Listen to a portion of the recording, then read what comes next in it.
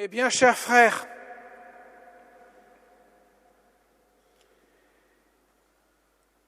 ils entrèrent dans la maison, ils virent l'enfant avec Marie sa mère, et tombant à ses pieds, ils se prosternèrent devant lui.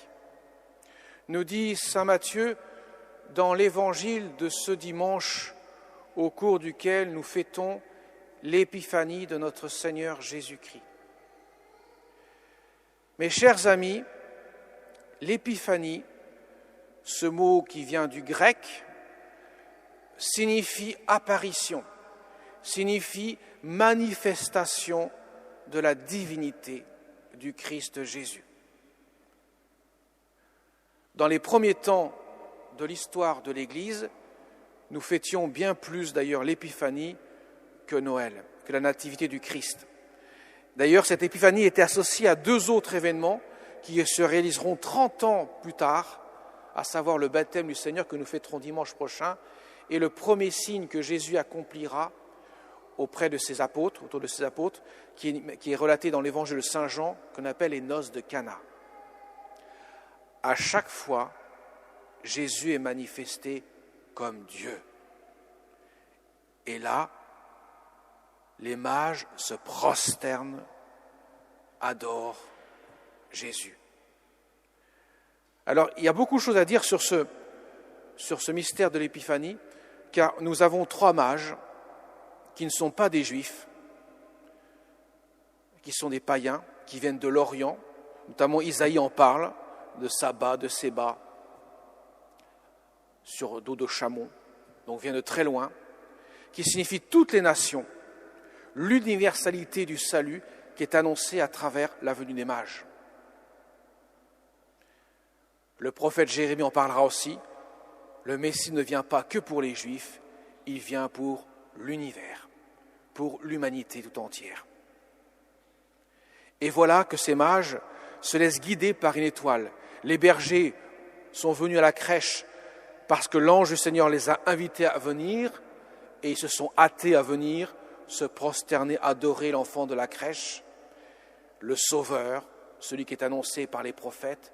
Et voilà que les mages, qui ne sont pas de tradition juive, suivent l'étoile. Ça nous rappelle qu'Abraham, 1850 ans plus tôt environ, Dieu lui dit « Regarde les étoiles du ciel, ta descendance sera aussi nombreuse que ces étoiles-là. » Et voilà que c'est une étoile qui guide les rois mages. Et bien sûr, Abraham eut foi dans le Seigneur. Autrement dit, l'étoile signifie la foi qui conduit ces mages à venir se prosterner devant l'enfant de la crèche. Et voilà qu'ils ne sont pas venus sans présents, sans venir offrir des présents qui ont la caractéristique de signifier qui est cet enfant et qu'est-ce qu'il vient faire, quelle est sa mission. Saint Matthieu nous parle que les rois mages viennent avec 3 présents, de l'or, de l'encens et de la myrrhe. Ces 3 présents ont une signification extrêmement précise. L'or signifie la royauté. Où est le roi des Juifs ? Nous sommes venus nous prosterner devant lui.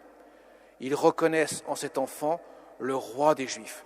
Hérode, quand il entendra cela, paniquera à mort, au point, sans scrupule, de faire massacrer tous les enfants de Bethléem de moins de 2 ans. N'ayant rien compris au mystère, bien sûr, il est jaloux de cet enfant. Mais les mages, le roi des Juifs, qui n'est pas leur roi au sens territorial du terme, signifie clairement pour eux que ce roi des Juifs devient le roi de l'univers, celui qui vient instaurer un règne qui n'a rien à voir avec celui d'Hérode, mais qui s'inscrira plus tard sur le bois de la croix dans les cœurs. Le deuxième présent, c'est l'encens. Alors l'encens, il n'y a aucune ambiguïté possible.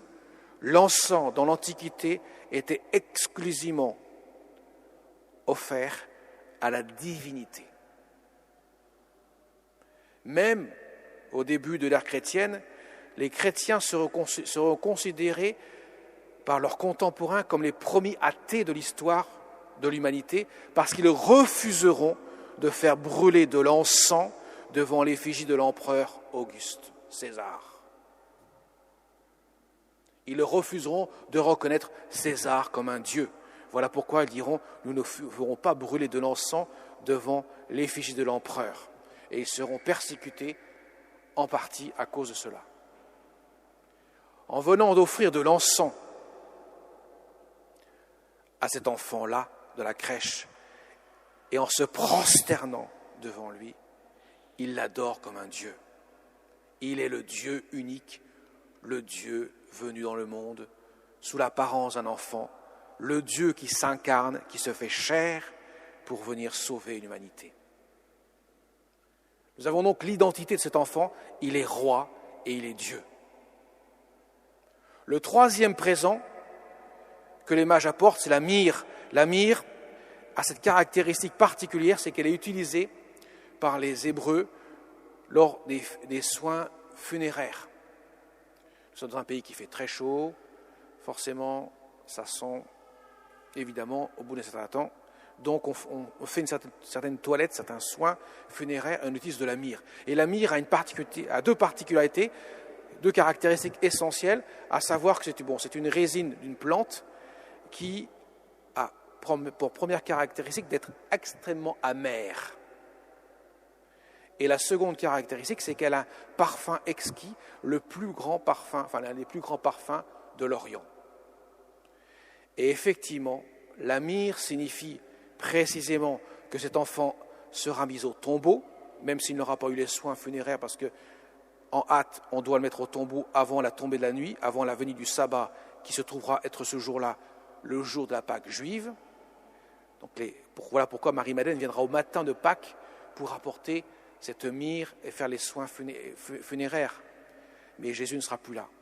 Donc la myrrhe signifie clairement la mise au tombeau et justement le caractère amer de la souffrance de la croix, de la passion que le Christ va souffrir, va endurer, et bien sûr le parfum exquis, car c'est de sa croix, de la mort sur la croix, qu'il va sauver le monde. Autrement dit, mes chers amis, à la crèche, tout est dit, tout est là. Tout le mystère du salut est en germe dans l'enfant de la crèche et est signifié ce jour de l'Épiphanie avec la venue de toutes les nations au pied de la crèche, signifié par les trois mages que l'on représente souvent par les trois couleurs des races humaines venant des trois continents connus de l'époque, l'Europe, l'Asie et l'Afrique, et les trois âges différents de la vie, le vieillard, l'homme mûr et le jeune, signifiant que toutes les nations viennent se prosterner, adorer l'enfant Dieu. La Vierge Marie, Saint Joseph seront bien sûr témoins de ce grand mystère de l'Épiphanie. Et à partir de là, ils quitteront Bethléem pour aller s'enfuir en Égypte le temps que Hérode règne jusqu'à sa mort pour revenir ensuite à Nazareth. Tout cela, ce contexte historique est important de le comprendre parce que Dieu s'inscrit dans l'histoire des hommes. Il se fait homme. Le Verbe s'est fait chair, nous dit saint Jean dans son prologue.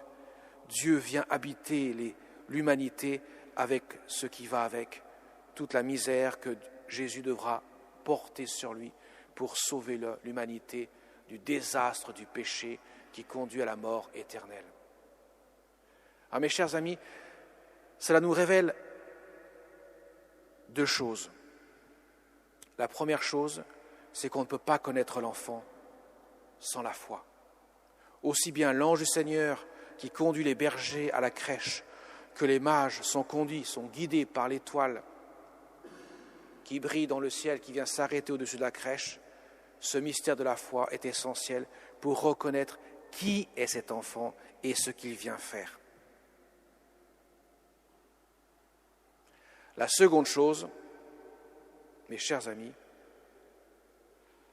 c'est que Dieu ne pourra rien faire pour nous s'il n'ouvre pas notre cœur et ne nous prosternons pas devant lui. La foi doit nous conduire, autrement dit, à l'espérance du salut et à la charité, à l'amour que Dieu déverse dans les cœurs. Il ne suffit pas de dire « je crois en la présence de Dieu » si cette foi n'est pas accompagnée des deux autres vertus que sont l'espérance et la charité. De telle sorte que saint Paul terminera en parlant de ces trois vertus en disant que la charité est la plus grande car nécessairement elle implique les deux autres. Alors il nous faut demander au Seigneur, à travers